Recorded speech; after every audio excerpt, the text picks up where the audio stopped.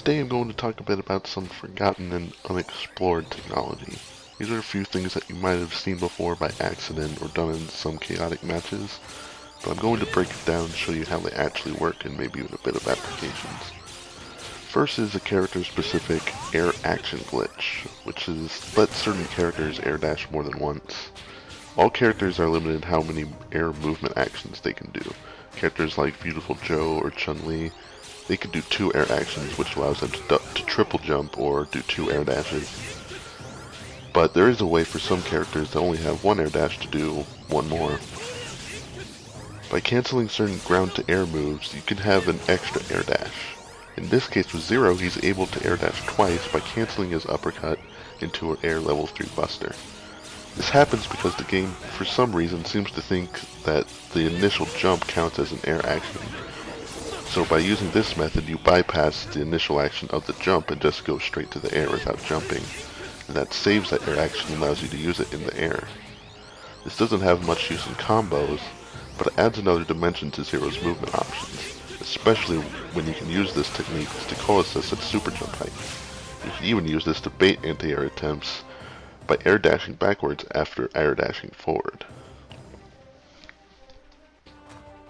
Spider-Man takes great advantage of this glitch because his air dash moves full screen. If you cancel a spider sting into an up forward or up backwards web zip, you could then air dash twice in that direction. You can use special moves like web swing or web ball to change your direction when you cross over your opponent. This adds an extra second to Spider-Man's air time and allows him to call assists at super jump height. You can use this to call select assists that take a long time to activate, like Doom's hidden missiles or Sentinel's drones, and then cross over your opponent where they can attack your assist. MODOK can also use this technique to reach far above super jump height while still retaining his ability to call assists. It can also be done with the use of body attacks and an air dash, but starting with a grounded body attack lets you do an extra air dash and saves flying time when you reach that height. Morrigan is also capable of this glitch, but has less use for it since she can already air dash multiple times using flight. Since Morrigan's flight is her most used tool, and you have to use and then cancel flight in order to take advantage of this, there's not much to be gained from this glitch.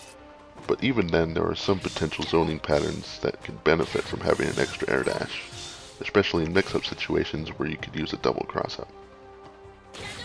The second piece of tech is a thing called an anchor THC. Given the right circumstances, you could do a team hyper combo using only your point and your anchor characters, skipping your middle character.